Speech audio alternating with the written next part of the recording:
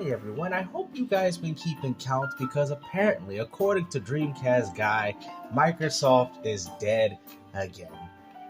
Well, if Microsoft was so dead, then why do you people continue to still talk about it? That's a good one, Jimmy!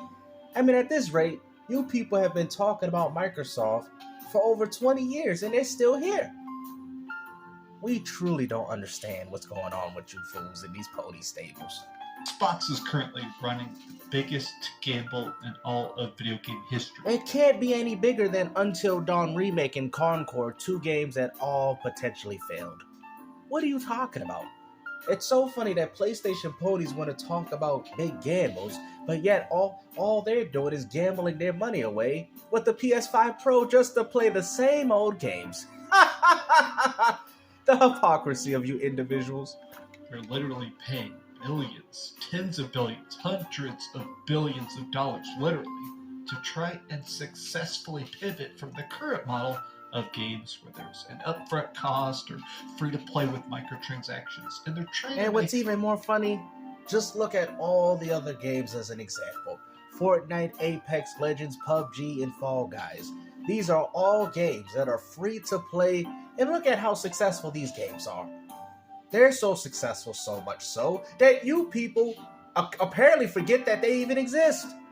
Even your own exclusive games pale in comparison to the greatness of Fortnite for every single young child and kid that would rather play that than Marvel Spider-Man.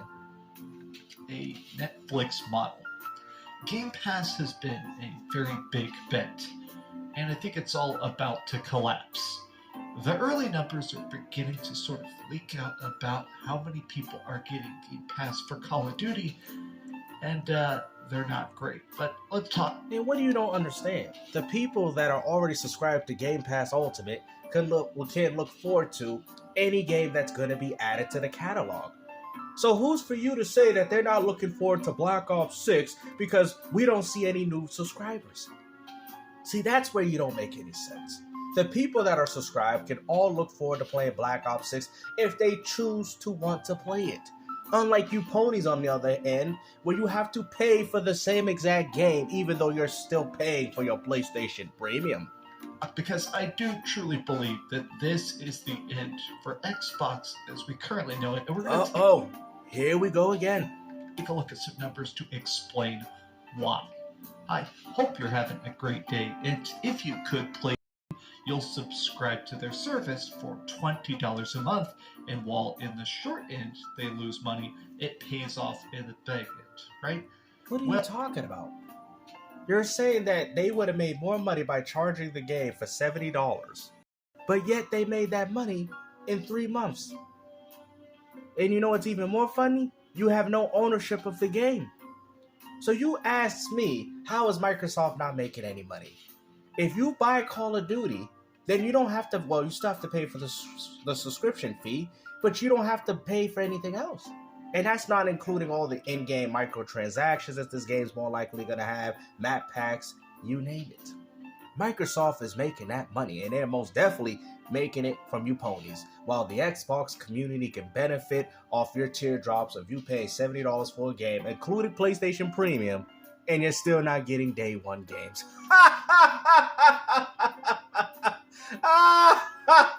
It must hurt, don't it?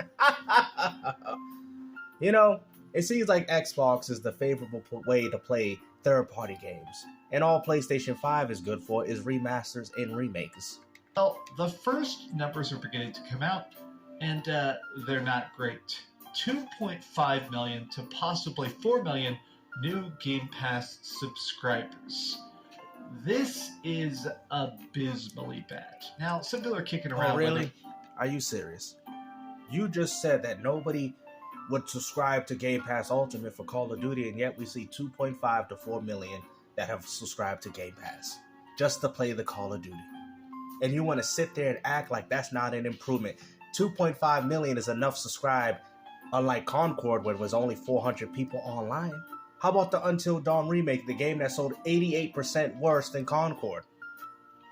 But yet you people don't want to talk about that. You want to sit there and say that Microsoft is making less money through Game Pass Ultimate than if they sold you games.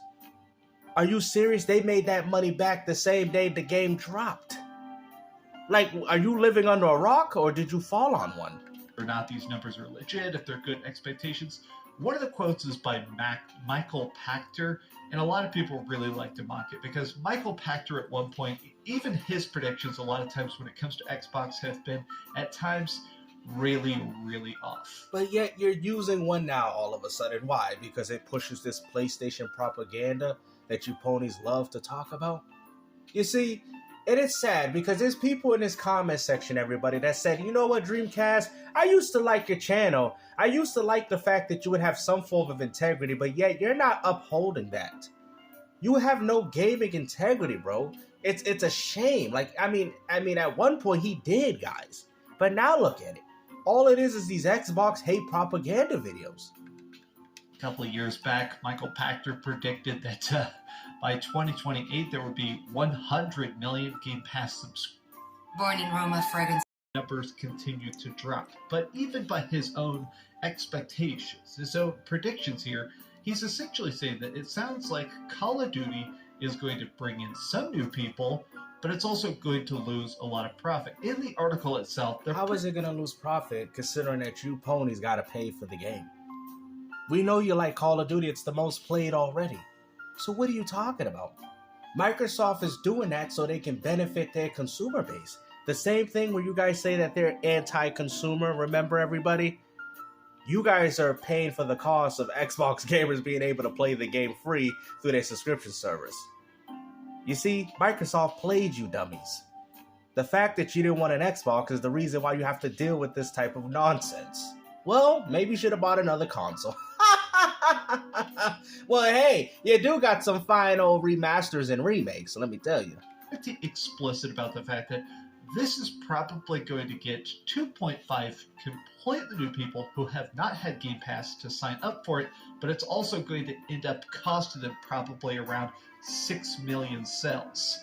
Now, this is subscribe for 1 month, play it for a bit, and then cancel the service, right? I think that's what most people are going to do. So even these new signups, probably not the best. And more than likely, people don't do that with Call of Duty. People do that for Sony games. I mean, just look at Concord. The game died as soon as it launched. It was dead on arrival. Call of Duty is a household name. People will more likely play it for at least a year before they get tired of it, which means that Microsoft made more than enough money off that $20.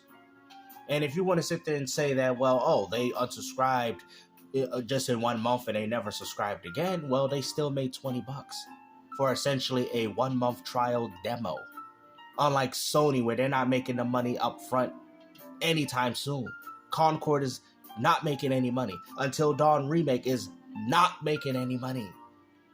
Because this is the difference, and this is why live services subscriptions is important for gaming. It's the only thing keeping gaming alive. Especially considering we got all these other free-to-plays chewing all these so-called quote-unquote popular exclusives alive. Because you guys don't have exclusives. That's why y'all games going to PC. Sign. And a lot of people are chiming in on this, saying, okay, well, if you're just subscribing for that, that seems not too bad, but how many of these people are actually going to stay subscribed? How many of these people that are currently... See, he's mad. He wants to skip over the fact where it said, where those people, it's 79 million. Look, should we show you guys? Hold on. Like I said, man, we got to fact check everything. Let's say it's 4 million. That's 70 out of 4 million. That is 79 million that was already made in 1 month. And you want to sit there and say Xbox is not making money. Look at the facts. Let's say it's 4 million. That is 7. That's not including all the Game Pass on PC, Xbox, and not including you ponies buying this game. That is 79 million in 1 month. Keyword, 1 month. Even Concord didn't see that money in 1 day. Like, what are you talking about? Come on now. If you're just subscribing for that, that seems not too bad, but how many of these people are actually going to stay subscribed? How many of these people that... Well, they're going to stay subscribed if they want to look forward to playing Indiana Jones in December. That's another fact that you people don't bring up. Is that with Game Pass Ultimate, while you're playing these games, you can look forward to playing the new games when they come out and do the same thing. You know what, man? I really do think you guys are on a huge dose of pony dust if you really don't think that Microsoft's making money with this whole ordeal. Are currently checking it out are going to stick around. This was always the whole point of these acquisitions, is going, okay, it's a gateway drug, right? I mean, Game Pass does have hundreds and hundreds of games of it. Current stuff, back catalog. The purpose has clearly from the very beginning been, all right, subscribe for a particular game. You're excited for Indiana Jones, or you're excited for Hellblade, or you like to play Sea of Thieves with your friends. You subscribe for one game, and maybe you'll install something else. You'll want to stay in our ecosystem because it's got this big, instantly accessible library. Oh, It's finally, you Netflix get model, it. right? Give them a round of applause, everybody. Wow. So you're not as stupid as you look. You know what's going on here. And I understand, guys. If you don't like the fact that Microsoft is doing this, then proceed to buy your games on PlayStation or Xbox if that's what you play on. It's not hurting Microsoft in any way. You guys are mad at the fact that Microsoft is giving their consumers options to play their games the way they want because Sony don't do it for you. So we're going to sit there and act like you wouldn't be excited to play Marvel Spider-Man 2 or any other game that they've had through a subscription service, a service that you're already currently paying for anyway? You people are just hating. That's all it is. You sign up to watch a particular show of Great British Bake Off or some new movie. So how come that works for Hulu and Netflix, but it don't work for Microsoft? Why? Because you don't like the company? Or whatever. And then, once you like that, you keep scrolling. You keep finding new stuff so you stay with the service. But the problem is that with Game Pass, it really doesn't seem like that's the case. It Really? Are you seriously gonna downplay that and say that? They got Indiana Jones coming out this year and Avoid next year. Are you serious? Did you really go as far to say that there's nothing to look forward to in Game Pass Ultimate? And you're using Mooch, a fake wannabe loser that only hates Xbox because Phil Spencer spited him in his fanboy behavior. So that's why you guys ran to PlayStation to continue your little fanboy nonsense, and you guys are proceeding it to do it there. Because it's not accepted. Phil Spencer and the people at Microsoft have already alluded to their community and the gamers alike that we don't care about that fanboy stuff. And like I said, much respect for you, Phil, because I don't care about it either. But it's these grown individuals that want to sit there, that have wife, kids, and responsibilities, and act like their life revolves around a plastic device, which they believe is that important to them. Let's rewind that, shall we? Let's hear it. Nothing to look forward to. New stuff so you stay with the service. But the problem is that with Game Pass, it really doesn't seem like that's the case. How does it not seem like that's the case when they got Indiana Jones and Avoid coming out through the service? Explain. Because you just said it for Hulu and Netflix and how that's fine, but you have a problem when it comes to gaming. I just broke it down for you. And yet you people are still going to downplay it. It does seem like Game Pass, this is for not logic, whatever reason, continues to bleed subscribers like crazy. This bleed subscribers. Xbox Game Pass service grows to 34 million subscribers. And you think Microsoft is bleeding.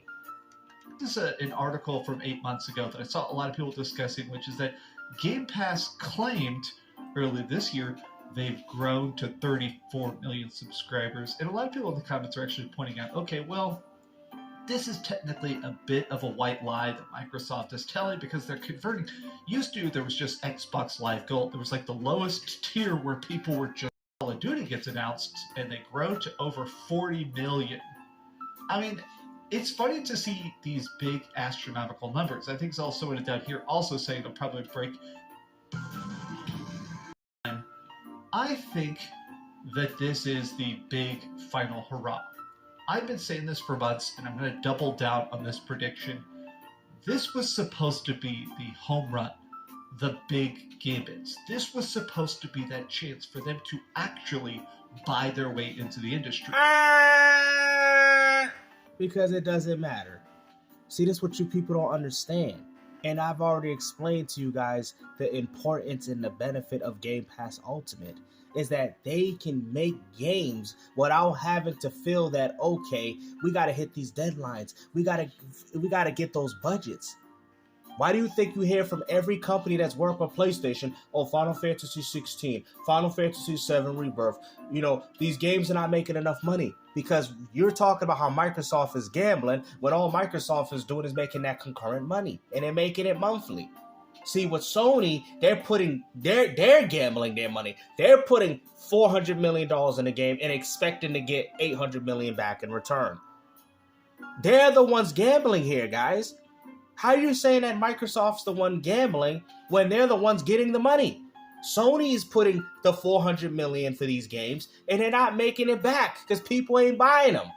Instead, you guys are rather paying for an Xbox game, which is only helping them. You ponies, I really don't understand. Like, there has to be something physically wrong with that brain, if there's even a brain up there. Microsoft has trillions of dollars. Nobody else has as much. So they are able to make the big experimental moves that other companies just simply can't afford. Oh, wow. So you just admitted it. There you go. So according to your own words, only Microsoft can be the company that can provide AAAs in that sense without having to feel the need to gamble all their money away and to go bankrupt like what we're seeing with Sony. I'll be honest, it's pretty obvious. I mean, Sony could never, ever, ever try something this big. Of course. Because you know why? Because that would be too much of a gamble for them. They would rather gamble with remasters and remakes, games that worked before, but they're willing enough to try it again to see if you dummies will be going out there paying for it. Just like what you're picking up with the PS5 Pro for barely no difference. I mean, to be honest with you, as a diehard PlayStation fan, I can't not stand the new PlayStation fanboy. I didn't like fanboys in general, but at least with the ones on PS3, they were down. They're like, yo, we got Resistance, we got the kill. Even though they didn't sell, but they were talking about their games, baby. I respect the PS3 fanboys. I don't respect any PlayStation 4 or 5 fanboy. I do not respect you. Because at least with the PS3 fanboy, they went out with a bang and they left us a lot of great, incredible games, regardless of how bad it failed. No different than the Dreamcast. You should know that since you got the hat on, right, kid? Sony needs the PlayStation to sell. They need PlayStation. And you're mad at the fact that Microsoft is not dependent on something and how their core audience can enjoy the fruits of their labor and give them these games through their subscription service. That's all it is. You guys are mad at the fact that Xbox, PC are benefiting from this and you guys aren't. That's it. That's all it is. That's all I'm getting from this video. To sell. If you're wondering why it is that so many PlayStation games manage to sell so much, it's because... Oh, really? Oh, really? So many PlayStation games sell so much, right? Final Fantasy 16. You know what? Let's go through the flops. Destruction All-Stars. Flop. What is the other one? Foam Stars. Flop. Rise of Ronin. Flop. Helldivers 2 seen some success, but overall, the game did well, but it didn't even reach past the year. Flop. What are you Until Dawn Remake? Flop. Concord, especially. Flop. What are you talking about? Microsoft made more money in 1 month than Sony has made this whole year. Polish them, they internally test them. It seems like they're really obsessed with trying to make sure they meet market expectations so you keep wanting to play it, other than Concord. You know, of course there are bad PlayStation games, but it does seem like Metacritic-wise they aim for the fences, and they usually get there. Microsoft... Here it is. So Metacritic is essentially means that the game is doing well? That makes no sense. There's a lot of highly rated Metacritic games, and yet free-to-plays are still outbeating a lot of those titles. Say what you want about NBA 2K. That game is making more money than any Nintendo game. See, that's what you people don't understand. You people look at, oh, well, it didn't score high. Metacritic is subjective. It's an opinion. It's like the Grammys. They're chosen. They're given these awards. They're given by these quote-unquote professional journalisms, but that doesn't mean it did well, though. See, that's what you people don't understand. It's a tip to really shift change to make it so everybody is at least tempted to try the Netflix model, I think it's flopped.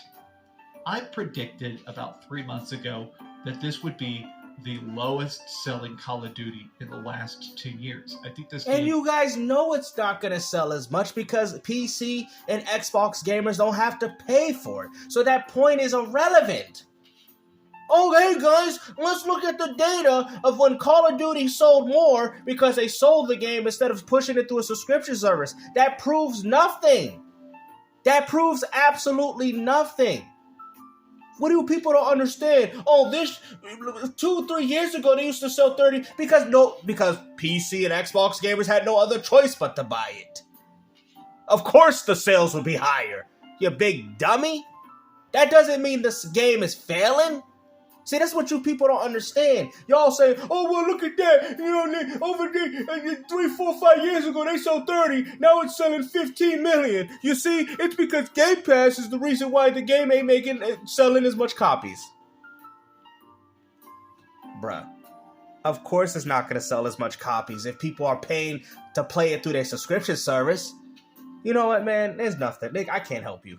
Is not going to flop, but I think you're going to see a lot of headlines saying it underperformed. It had the lowest fan base, the lowest concurrent players, the lowest... You know what, man? All I'm doing is nodding my head back and forth. amount of people interested in it. And it's weird because I think this is a good con. I think they actually decided to do something different. That was a good and what? It succeeded in the short term, but a good game doesn't always mean big bucks. But tell me your thoughts in the comments down below. Does this stuff actually interest you? I'm always fascinated by these big industry changes because when they succeed, I mean, it's interesting to watch everybody try to play catch up, and when they fail, it's kind of interesting to hyper-analyze. Yeah, especially when you got games like Concord and Until Dawn remake. Maybe we should get a little bit more analysis on that. You know, because the only thing we've been doing analysis on is on your PlayStation Fanboys and how you guys keep changing the narrative. But hopefully you guys enjoyed this video, man. And like I said, take care. Have a good one.